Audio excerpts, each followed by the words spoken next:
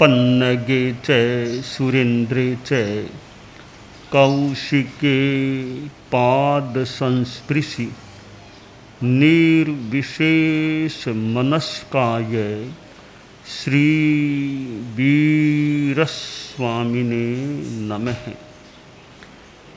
आरहत वाङ्मय में कहा गया है, जरा जाव न पी लेई वाही जाव न बढ़ई जा बिंदियान हायंती ताव धम्मम समायरे। शास्त्र में कहा गया है कि जब तक बुढ़ापा पीड़ित न करे,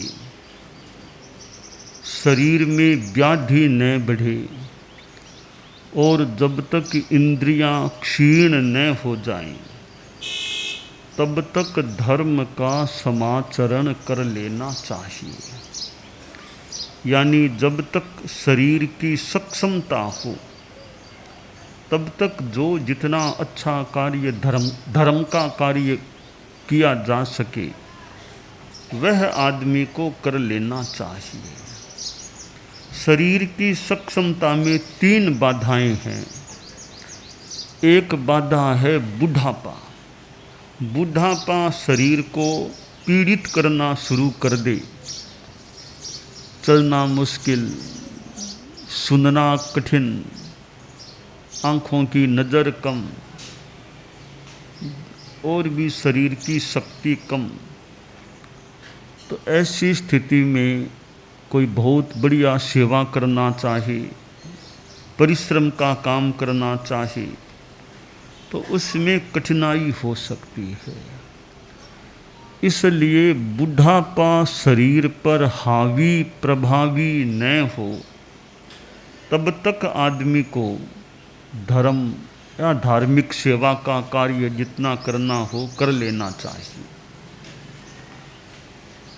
दूसरी बाधा है व्याधि कि बुढ़ापा तो नहीं आया, उम्र ज़्यादा नहीं है, अगर दुर्भाग्य से व्याधि लग जाए तो भी फिर धार्मिक आराधना में भी, कोई धार्मिक सेवा के कार्यों में भी कठिनाई आ सकती है। आदमी के दुर्भाग्य से लकवा हो गया, अब आदमी कितना क्या काम कर पाएगा। किडनी की ज़्यादा तकलीफ हो गई, डायलिसिस कराते रहो जाते रहो तो कार्य करने में बाधा आ गई। लिवर आदि बहुत अफेक्टेड हो गए, कमज़ोर हो गई, कभी उल्टियाँ होती है, कभी दस्तें लगती है, और भी हार्ट संबंधी प्रॉब्लम है, श्वास बहुत उठता है, तो आदमी के कार्य करने में बाधा हो सकती है। तो व्याधियाँ न बढ़े, व्याधि न बढ़े तब तक धर्म का समाचरण कर लेना चाहिए। तीसरी बात है इंद्रिय शक्ति की हीनता, इंद्रियों की हीनता। देखने में कठिनाई है, पढ़ने में कठिनाई है, चिंटी को भी ठीक तरह देख नहीं पाता, और कोई साधु है कि चिंटी भी नहीं दिखती तो अब तो उसका अकेला चलना फिरना भी एक अवैध हो सकता है। सुनने की शक्ति इतनी कमज़ोर है कि बहुत ज़ोर से कोई बोले तो कुछ समझ में आए, तो यह भी एक कमी है। तो यूँ इंद्रिय शक्ति की हीनता न हो तब तक धर्माचरण करना हो सो कर लेना चाहिए। यह शरीर एक प्रकार की नौका है, इस नौका से भव सागर को तरना चाहिए। शरीर माहु नावत्ति जीवो बुच्चई नाविओ संसारो अन्नवो बुत्तो जंग तरंति महेशिणो। कि शरीर एक नौका है, यह जीव नाविक है, संसार अर्णव समुद्र है, इसको महर्षि लोग तर सकते हैं। तो शरीर से जो हम साधना करते हैं तो यह शरीर नौका है, संयम और तप की साधना करें तब तो शरीर या जीवन नौका है, वरना डूबने वाली नौका है। कि कितने लोग हैं जो तट पर आकर के भी नैया को डुबो देते हैं। तो इस नौका को निश्छिद्र बनाए रखें। सच्छिद्र नौका है तो उसमें बैठ गए तो डूबने की स्थिति, निश्छिद्र नौका है तो वो पार लगाने वाली हो सकती है। तो यह संसार सागर है, इसको तैरना तरना वो महत्वपूर्ण बात है। मानव जीवन हमें मिला है और इस मानव जीवन में आदमी अगर पाप ज़्यादा करता है, हत्या, हिंसा, लूट पाट, डकैती आदि आदि, तो नैया को डुबोने की सी बात है। पता नहीं आगे कितना भव भ्रमण, संसार भ्रमण करना पड़ सकता है। तो यह मानव जीवन मिलना भी अपने आप में मुश्किल है। कितना मुश्किल है कि जैसे एक आदमी अंधा था थोड़ा, यानी जन्म से ही आंखें में ज्योति नहीं थी, जन्मांध था। तो अंधा व्यक्ति अब थोड़ा बड़ा हो गया, उम्र आ गई, 40, 45, 50 का हो गया, पर था तो अंधा ही। अंधा को अच्छी भाषा में कोई सूरदास जी बोल दे, कोई प्रज्ञा चक्षु बोल दे, वो एक भाषा का जामा थोड़ा भले पहना, वास्तव में है वो तो है ही है। कहने को भले कुछ भी कह दे कि सूरदास जी है, बोले सूरदास जी बोल दो, आंखें तो नहीं है, वो तो एक फैक्ट है ना। तो भाषा थोड़ी मीठी बनाने के कड़वी दवाई है, शुगर कोटेड कर दो थोड़ी, बच्चा और आराम से ले ले, तो है तो अंधा ही का बोलने में सूरदास जी बोल दो, प्रज्ञा चक्षु बोल दो, ताकि कोई बुरा नहीं लगे, पर है वो स्थिति स्पष्ट है। तो वो अंधा व्यक्ति था, यूँ आंखें तो नहीं थी पर यूँ थोड़ा समझदार था, यूँ दिमाग और ठीक था, समझ अच्छी थी। उसको एक शौक भी थी, कहीं जिम्मड़वार होता तो जिम्मड़वार में जाने की इच्छा रहती कि जाके जिम्मू, मैं भी जिम्मू।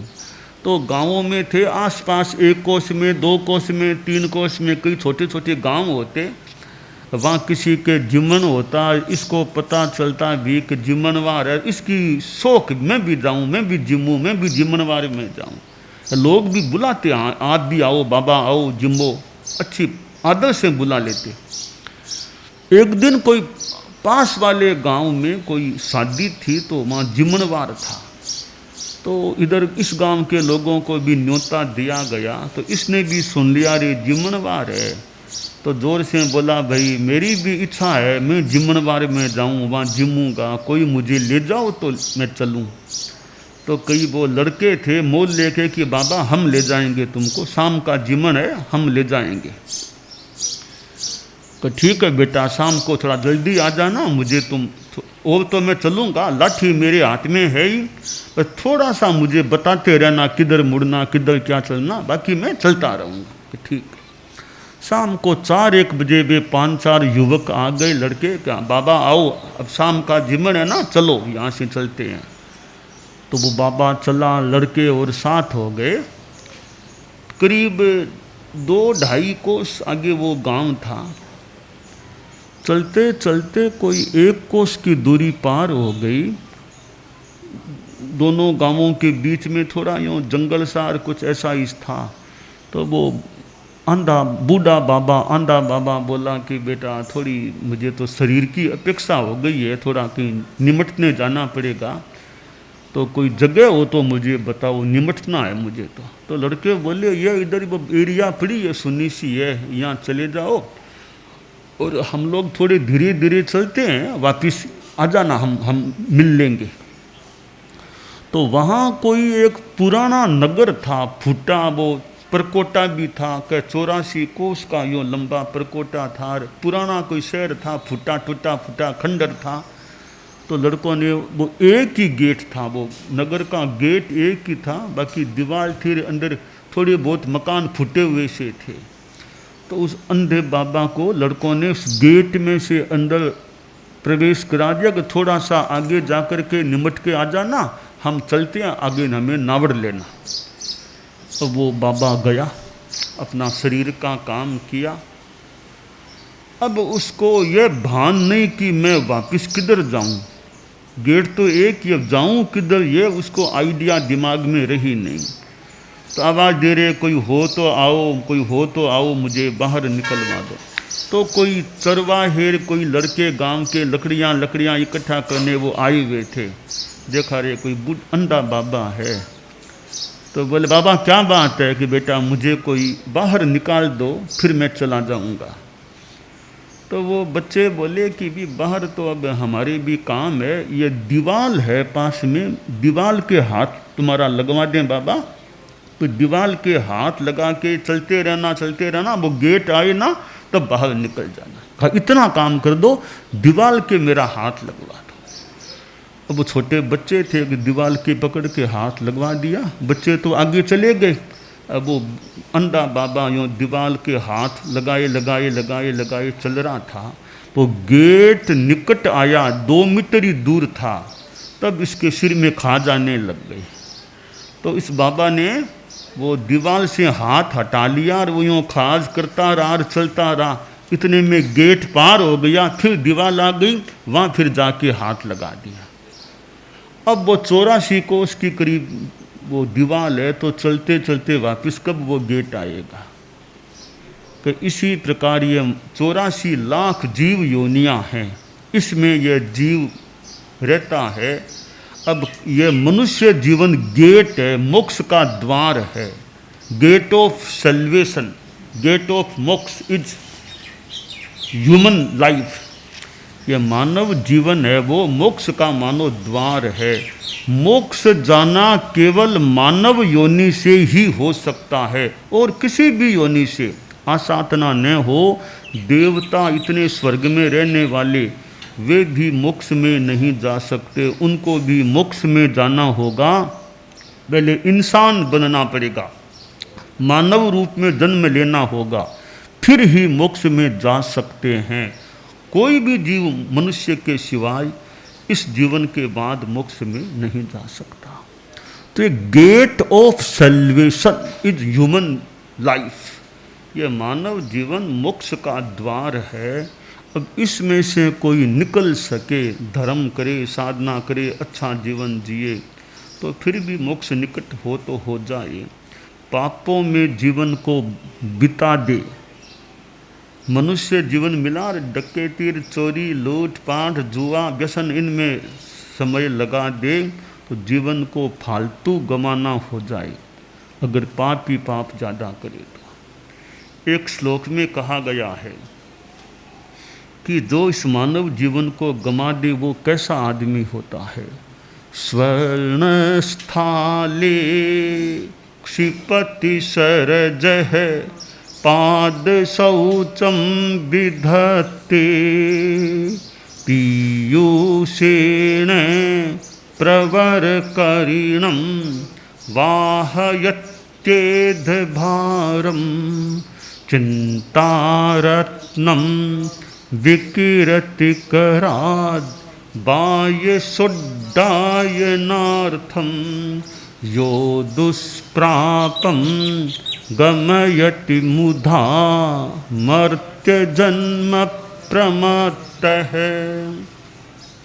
कि जो मानव जीवन को बेकार गंवा दे वो आदमी कैसा है। उदाहरण दिए गए, एक आदमी को सोने का थाल, गोल्डन सोने का थाल मिल गया। अब सोने का थाल घर में है तो कोई अतिथि विशेष आए, उसको सोने के थाल में खाना खिलाए, जमाई आ जाए उसको मान लो खाना खिला दे, राजा जैसा आए राजा को खाना खिलाए। भी बहुत बड़े अतिथि आए हैं, बहुत बड़े राजनेता भी, उनको खाना खिलाओ सोने के थाल में, तो मान लो समझ की बात। और नहीं तो खुद भी खाना खा लो सोने के थाल में, तो भी मान लो उपयोग हो रहा है। वो आदमी क्या करता है, सोने के थाल में किसी को भी खाना नहीं खिलाता, न खुद खाता, घर की सफाई करके कूड़ा करकट है वो इकट्ठा करके सोने के थाल में डाल करके फिर बाहर फेंकने जाता है। एक दूसरा आदमी, उसको अमृत मिल गया। अब अमृत की बात आती है साहित्य में और में भी। अब अमृत दुनिया में कहाँ है कि नहीं है क्या अलग बात, फिर भी बात आती है। तो अमृत उसको मिल गया, तो अमृत को आदमी खुद पिए, दूसरों को पिलाए तो माने। वो पीता नहीं, पिलाता नहीं, क्या करता है, बाहर जाकर आता है, पैर गंदे हो गए कीचड़, तो पानी से नहीं धोता, अमृत को ला करके अमृत से अपने पैर धोता है। एक तीसरा आदमी, उसको श्रेष्ठ हाथी मिल गया। श्रेष्ठ हाथी पर तो कोई सवारी करे तो वो सवारी कुछ नहीं करता, लकड़ियों का भारा उस पर रख करके ले जाता है या उपयोग करता है। एक चौथा आदमी, उसको चिंतामणि रत्न मिल गया।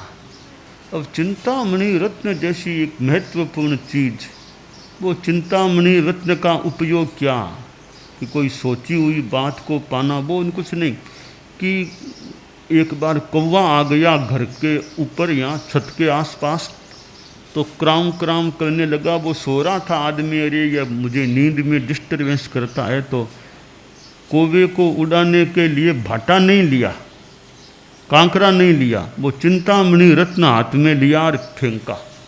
तब वो कौवा मुंह में लेकर उड़ गया चिंतामणि रत्न को, यूँ चिंतामणि को गमा दिया।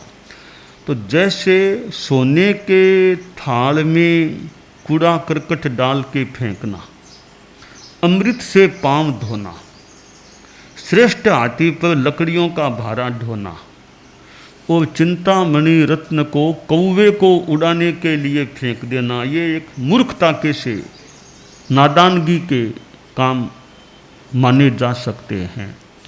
तो इसी प्रकार जो आदमी मानव जीवन को गमा दे, मानव जीवन सोने के थाल से कम है क्या, मानव जीवन अमृत से कम है क्या, मानव जीवन श्रेष्ठ हाथी से कम है क्या, और मानव जीवन चिंतामणि रत्न से कम है क्या। इसको जो गमा दे वो भी आदमी उन मूर्ख लोगों से भी संभवतः ज़्यादा ही मूर्ख हो सकता है। यानी उन्होंने तो केवल भौतिक या थोड़ी चीज़ें गमाई, तो मानव जीवन को गमा दिया। तो दुर्लभ चिंतामणि सम पायो, मानव जीवन ये दुर्लभ चिंतामणि के समान है। तो मानव जीवन को आदमी धर्म में लगाए। ठीक है, आप लोग गृहस्थ हैं, सारे कोई सन्यासी साधु बन जाएं, ये आशा करना भी कठिन है। तो गृहस्थ जीवन में रहते हुए भी अच्छा जीवन जीना।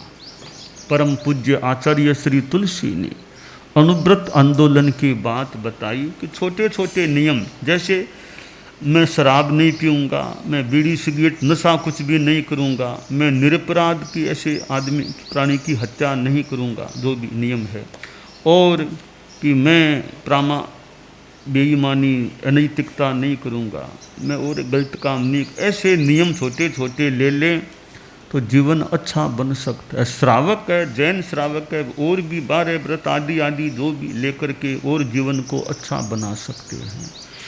तो जीवन में ईमानदारी रहे, honesty is the best policy. Honesty रहे, आप बिजनेस करो, धंधा करो, लेन देन करो, लेना देना चलता है, उसमें ईमानदारी रहे। आपने इनको सामान दिया, कीमती चीज़ें भी, मैं जा रहा हूँ अभी तुम रख लो, वापस आऊँगा तब बात कर लेंगे। कीमती कीमती आभूषण आपने इनको दे दिए विश्वास के साथ, 1-2 साल बाद वापस आए भी कि मेरा वो सामान कब क्या देना है, सामान कौन सा सामान कब दिया था मुझे, बात को सारा नकार दिया, तो ये बेईमानी हो गई ना। आपको विश्वास, लिखा पढ़ी तो की नहीं थी, व्यक्तिगत विश्वास था, विश्वास से दिया था, अब नीयत खराब हो गई, मुझे कब दिया था, ये बेईमानी हो गई। तो ऐसे बेईमानी जिंदगी में करने से बचने का प्रयास करना चाहिए। बिजनेस करें भाई कि माल दिखाया कुछ था और भेजा तब कुछ दूसरा भेज दिया, ये बेईमानी हो गई। भी आपने दिखाया था अब वही दूसरा क्यों दे रहे हो, ये तो बेईमानी। तो ट्रांसपेरेंसी रहे, मोरलिटी। और जो भी कुछ, हालांकि गहराई में जाएं तो टैक्स चुकाना है। अब टैक्स चुकाने में कितना कौन चुकाते हैं, कितना आप लोग ज़्यादा जान सकते होंगे कितना क्या होता है, वहाँ भी कितना झूठ बोलना, वो करना आदि। तो जितनी ईमानदारी रह सके, टैक्स चुका भी दे मान लो, तो आगे फिर बीच के लोग हैं वो कितना क्या करते हैं, वो भी एक प्रश्न की बात हो सकती है। तो ज़्यादा से ज़्यादा 100% ऑनेस्टी मुश्किल है, तो 90%, 80% इतनी ईमानदारी रखने की चेष्टा करो। 100% हो तो बहुत ही बढ़िया है। If it is not possible for you, then try to make more and more, as much as possible, try to keep honesty and morality. जितनी ज़्यादा संभव हो सके आपके गारहस्थ्य में, कि ज़्यादा से ज़्यादा ईमानदारी, कम से कम लेन देन में तो, कि आपने दिया था और वापिस आप दे ही नहीं रहे हैं, तो ऐसे यानी ऑनेस्टी रखने का प्रयास हो। अहिंसा की भावना, छोटे प्राणी कुत्ते को भी बिना मतलब तकलीफ नहीं देना, कबूतर को भी बिना मतलब तकलीफ नहीं पड़े हमारी ओर से, ऐसा प्रयास। और गुस्सा ज़्यादा नहीं करना, बात बात में गाली देना, बहुत ज़ोर से यूँ बोलना और हाथ उठा लेना, ज़्यादा गुस्सा नहीं आना चाहिए, शांति में रहना चाहिए। नशा नहीं, शराब सिगरेट बीड़ी आदि। तो यूँ फिर जितना धर्म या स्वाध्याय है, जप है, साधु संतों का कोई प्रवचन आदि सुनने का मौका मिले तो वो इसमें रुचि रखना चाहिए। यूँ मानव जीवन को जब तक यह शरीर सक्षम है, हाथ पैर ठीक काम करते हैं, जीवन में अच्छा धर्म का काम करना चाहिए, ताकि आत्मा परम सुख की ओर आगे बढ़ सके।